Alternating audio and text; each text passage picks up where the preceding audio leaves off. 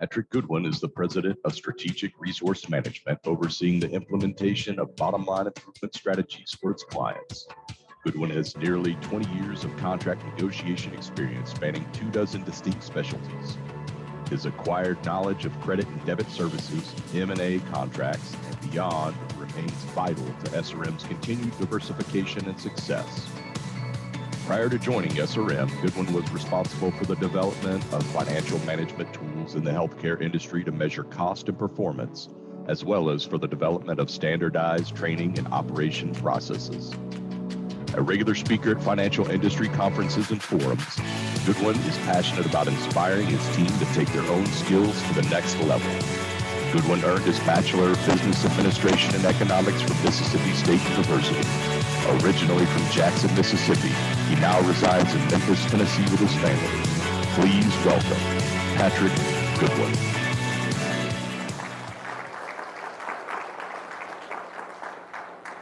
Good morning. I think I have about 30 minutes to show you all, or y'all, we're in the South, so I can use y'all, how to save $1 million. And that's my goal for you to, whenever at the end of this presentation, you feel you're going to take something away that is going to be able to drive hard dollar measurable cost savings. That's what our company does. And I'm going to go through 7 ways that you can potentially have best practices in vendor management to drive that savings, and then look for specific areas in vendor relationships where these opportunities exist.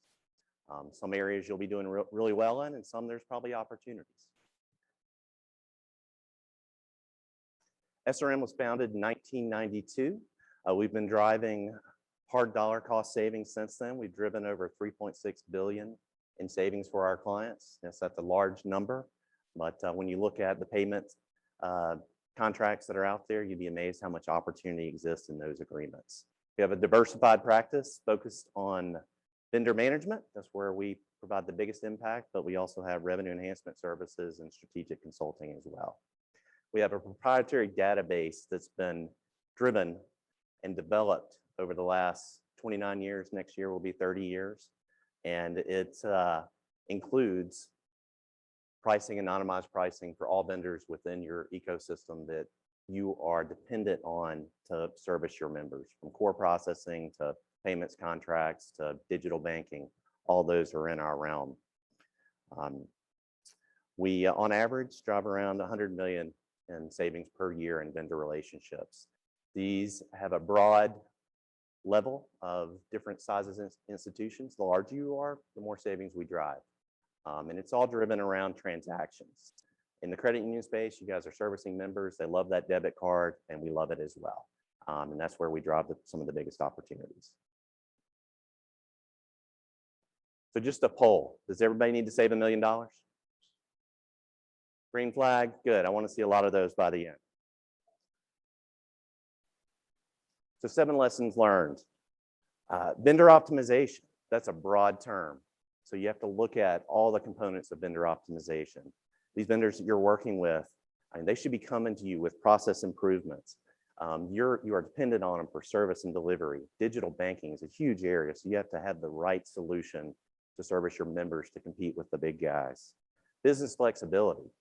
And we've been in a different market for the last year and a half, where your agreement's flexible to grow with you and adapt to your new needs with our new normal. Governance and safeguards. Are your agreements in place that cover you from a security perspective, cybersecurity, all the other things that go into those agreements? Were they written properly to cover you? The capabilities and functionality of those vendors.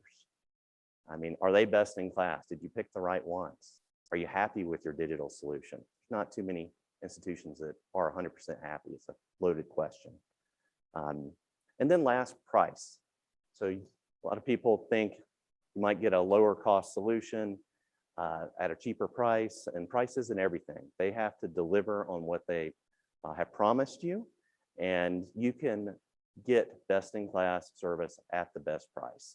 There was a question, pre-conference question, how do you gauge between saving money and and the trusted relationship you might have with that vendor. If that vendor is truly trusted, they should bring you the market price. And we see that in our negotiations with the vendor base for all these key vendors that I'm going to discuss. So you can have everything, have your cake and eat it too, so to speak. Lesson 2, you have to take a look around. It should be part of your policies and procedures at all major agreements. You would go to market and see what else is out there. You're not going to offend the vendor by going through that process. They don't want you to do that because they don't want you to see what the alternatives are doing. The competitive process optimizes the price. You don't know the market conditions unless you go to bid and see what else is out there. In all these technology-driven areas, the price has come down tremendously. I've been in this industry for 20 years. I did digital banking, which was mobile banking, internet banking 20 years ago. It was an evolving new area. The price back then was driven around $6 a user. Now it's well under $2. So you got to see the pricing changes. So if you're not testing the market, you're not going to know what the current price is. RFPs can speed the process of driving savings.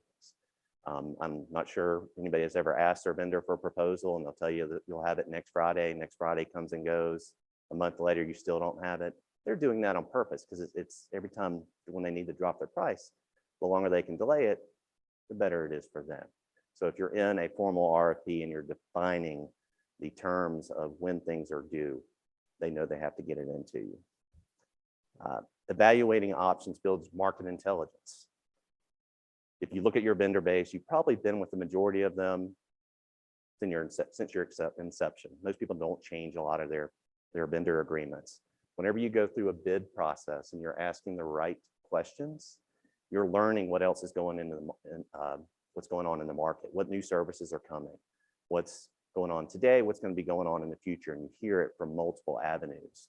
And then in most cases, your incumbent vendor potentially might have become a little lackadaisical in the relationship. And it prompts you to go back and ask those questions. Do they have the latest and greatest solution? Most likely they do. It's just they haven't told you about it. And it helps solidify that relationship as well. You might get a little upset, but that's the reality of the situation. There's no obligation to move. When you go through a bid process, our history is 90% of the time, our clients stay with their incumbent. We just write the relationship. If there's ever any service issues, our process is we want to resolve those. A lot of times we come in and start asking questions, and I mean, loaded question with core, are you happy with your core? Nobody's happy with their core. But what are the problems? So define your problems. They have not been potentially articulated to the vendor in the right method to the right person. And you resolve them, fix all the problems, write an agreement that covers you, and then you move on and you don't have to change anything. A lot of times they have the solutions in place. You just don't know how to utilize them properly. But if you ask the right questions, you can get good solutions. So it leads to extending those relationships, least disruption, maximum savings, and makes for a better relationship. Lesson 3, start the evaluation process early. So if you get to the end and you're inside 6 months, you waited too long. Any of these vendor contracts, they take long-term planning to do it the right way if you were to change something. So if you work backwards, you have leverage at 24 months. Most technology contracts, processing contracts, core processing, I would say 36 months, because that is a huge change if you're going to make an adjustment to plan for it going forward. But our standard rule of thumb is you get inside 24 months, you're planning for it, get to 18 months, better have everything in motion. You get inside 12 months, you waited too long. And you have to be really careful of the renewal terms that are in these agreements. Negotiating renewal terms. We have seen it too many times when we come in assessment, our client, their third 5-year renewal with 15-year-old pricing, market has changed. And in these areas, in payments, it's not transparent. When you have a revenue component to an area and a cost component to an area, and say you looked at your, say, Fiserv EFT bill, looks on the bottom, that's a revenue component. But all the components that go to cost to the revenue, and then the revenue side is not transparent and interchange. So interchange convolutes the whole process. So those are things that could happen that we recommend 1 to 2 year renewal terms. You can always renegotiate with a year left in your agreement. It also protects you because you still have the contract terms in place, and it doesn't give them you have to write the ability to not, where they won't be making major adjustments to your pricing. They always want to come back and say, oh, there's a CPI adjustment, or if you didn't negotiate those terms, they can be quite punitive if they weren't negotiated properly. Lesson 5, consider third-party partners. So managing those contracts so you don't miss a renewal, having a contract management process in place. You come into clients, somebody might have a binder that has those agreements in them. I mean, that's not going to tell you when it's coming up. And they might have a spreadsheet attached to it, but there's no automation tool to show you that you're in the right timing. So consider contract management tools. We all have a tab, tracking auditing benchmarking tool that helps our clients manage their vendor dates. But there's plenty of contract packages out there, contract management packages that you should be managing your agreements in. Utilizing benchmarks and data and analytics. I mean, looking to the market peer analysis to determine where opportunities could lie in your organization. SRM has benchmarks for all the areas that we work in. A legal review of agreements. Not all attorneys are created equally. So if you have in-house counsel doing an agreement that they do 1 every 3, 5, 7 years on the terms of these agreements, they're not versed in all the ins and outs of the gotchas in those agreements. So there are attorneys that are specific to payments contracts, to core contracts. They're well worth the money to protect you, to make sure you have the right agreements. SRM, we're not attorneys. We negotiate a lot of contracts and get to proper terms, but we always recommend using a good attorney to review the final documents. Advisor firms like SRM, there's other ones out there. Look for specialists that know what they're doing in a particular area. Always look for, I mean, how many have they done? How many of these agreements specifically have they done? How long have they been in business? What's their intent for you, and are they representing you the right way? Are they independent? Because there's some advisory firms that might be getting paid by everybody. We think independence is pretty important to the whole process. So you put all these together, information is power. If you go into a negotiation with the information, you're probably going to end with a good result. If you don't know where things are, it's going to be tough.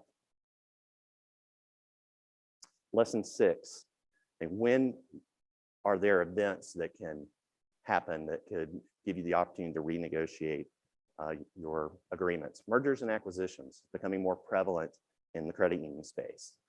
As people see the synergies of combining different organizations. Every time that happens, there's 2 agreements that have to be renegotiated. That opens them up for renegotiation. So we're doing a lot of M&A work in the credit union space. Accounting for the unexpected. Who would have thought COVID would have hit? Who would have thought COVID would have changed your transaction volume from card present to card not present? When that happened, your bill changed. Your interchange changed, all those things that can give you the ability to renegotiate those agreements, because the vendor wants to do what's in your best interest as well. Looking at proven top of wallet growth strategies, you implement new marketing programs. You've got the new latest, greatest marketing executive that's growing your portfolio. You might have outgrown that previous contract. That could open it up for renegotiation. Consumer transaction behavior that sort of links to the accounting for the unexpected. So COVID, those transactions changed. It changed the behavior of your members. Card not present changed. I mean, there's things going on right now that you need to look at those agreements. Another side note there, if you're not familiar, if you remember Dick Durbin, he's back active right now, trying to Reg 2. That could have a major impact on your interchange revenue, which that's top 5 income line for most credit unions. So there's a lot of things going on that you need to be vocal with your legislator to understand what your implications could happen. Chargeback rights could be adjusted with the new regulation. But our numbers show that if these regulations pass, it could move your transaction and your top line income about 4.5 to 5 cents per transaction could just go away. and they're pushing to have that done before the end of the year. So you need to be vocal with your legislator. That's your PIN side of your contracts, and making sure those are optimized. Basically, they're going to take pinless debit and make it where you can't opt out of it, which would take a transaction away from the signature network and move it to the PIN, which is half the money in interchange. Lesson 7, relationships are key. We've been around for 29 years, and relationships have been pretty important. I know they're extremely important to credit unions, your member relationships. And when people hear what we do, they're like, oh, these vendors must not really like you. It's like they do, because we learn more about them. We value those relationships. We don't block their relationships with our credit union clients. We facilitate it. And they know we're not going to misrepresent their products and give our clients sound advice.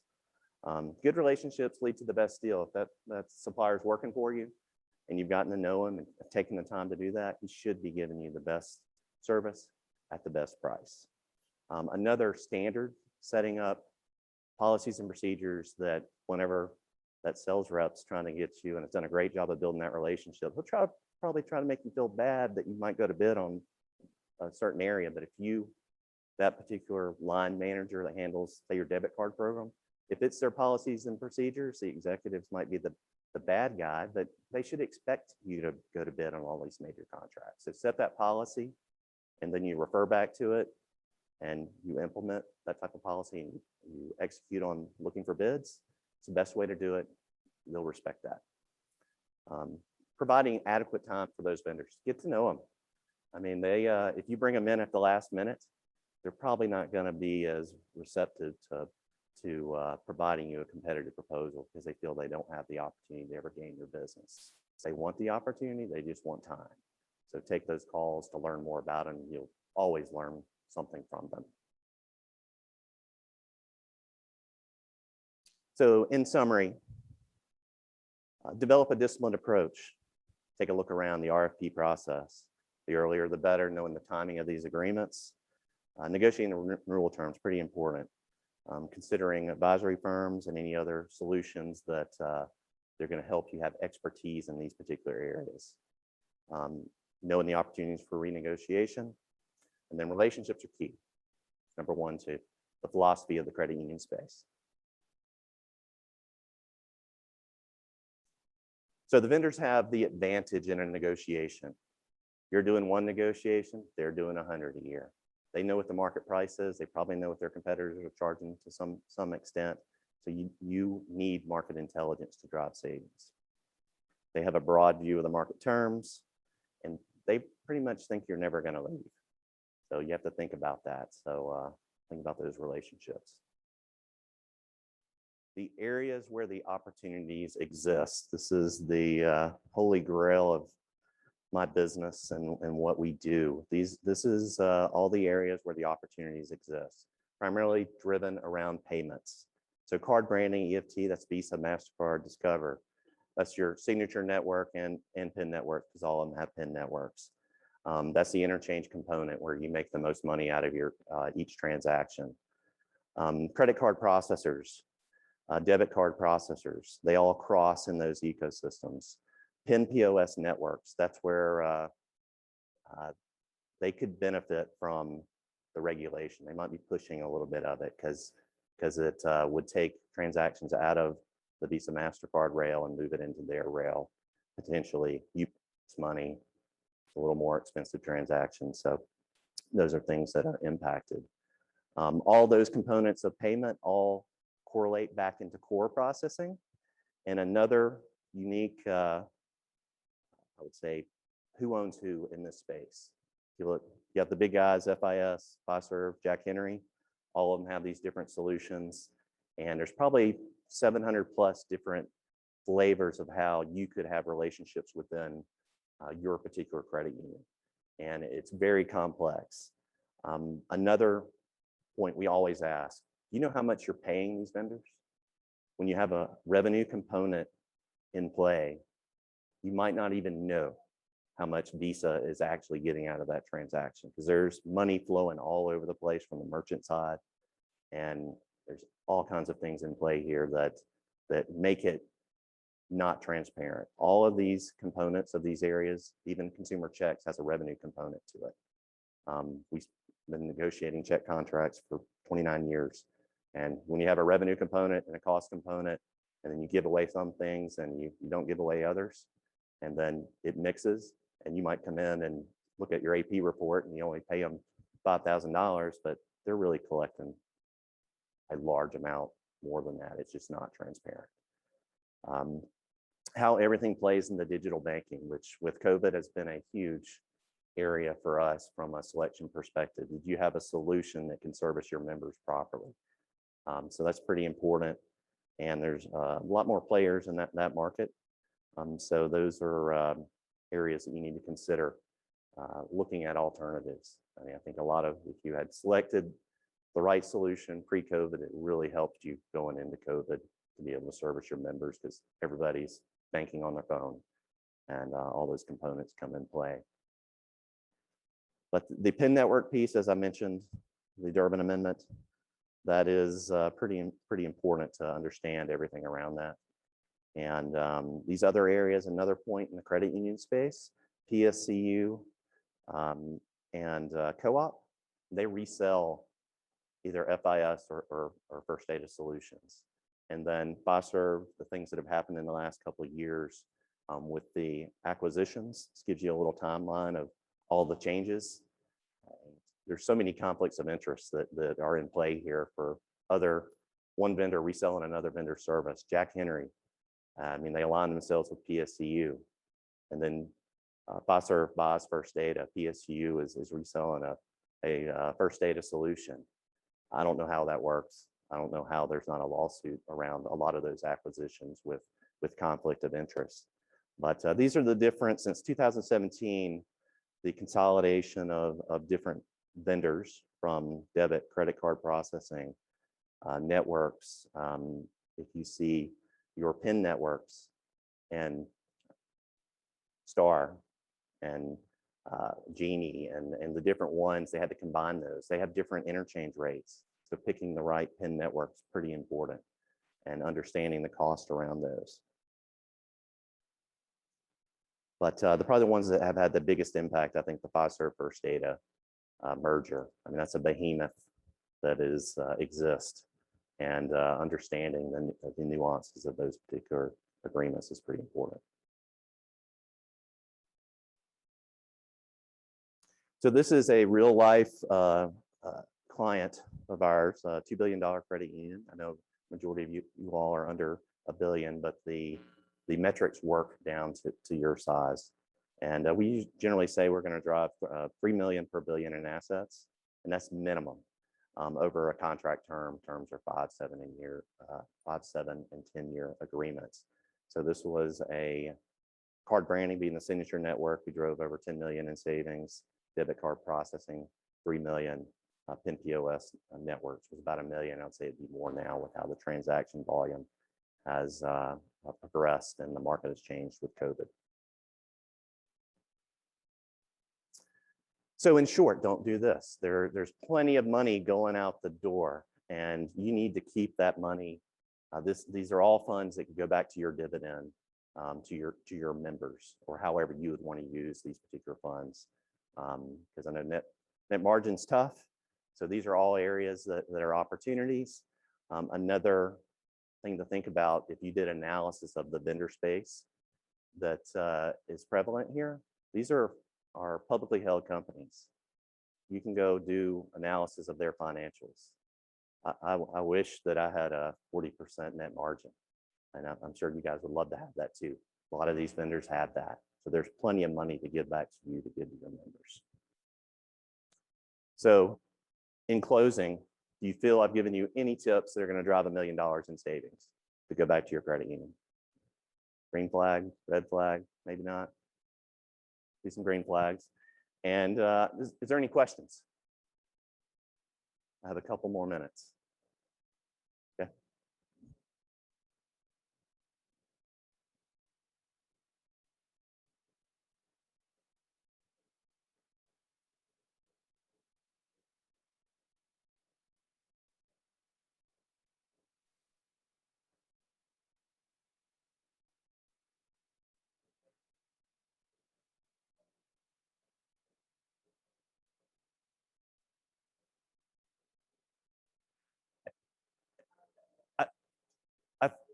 I mean, I think when you're balancing term, you have to look at the particular area and the movement in the market and your partnership with that particular vendor. I mean, most of you all have been with those vendors for a long time. I was talking more renewal terms. So standard contracts for processing are 5 years. Core is 5 and 7. Card brand is 7 and 10. PIN networks probably rolls more towards 3. Some have gone 5 because they're linked into the processing contract. I was looking at it more for you're negotiating based on those terms and what you know right now, and you get favorable terms committing to a term of 3 to 5 years in these processing areas. The auto renew period being 2 years or less, where if you're in that time frame, you can always renegotiate. So you're covered, your terms stay in place, and depends on the area for the term and what you're comfortable with. We usually negotiate options for our clients, where it's going to show you what's it mean to take a 5-year term or a 6-year term or a 3-year term, and what's the difference in savings. The vendor will most likely give more favorable terms and savings for a longer commitment because they don't want to come back and be renegotiating constantly with you.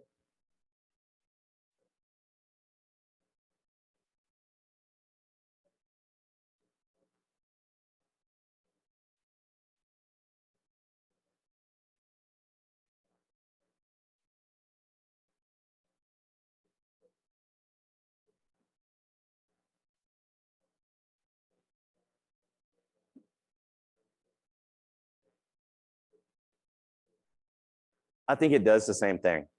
So it's just making sure you're not in a 4-contract renewal and you're within a term that will work for you, that your terms stay in place. There's also different ways to look at who's noticing.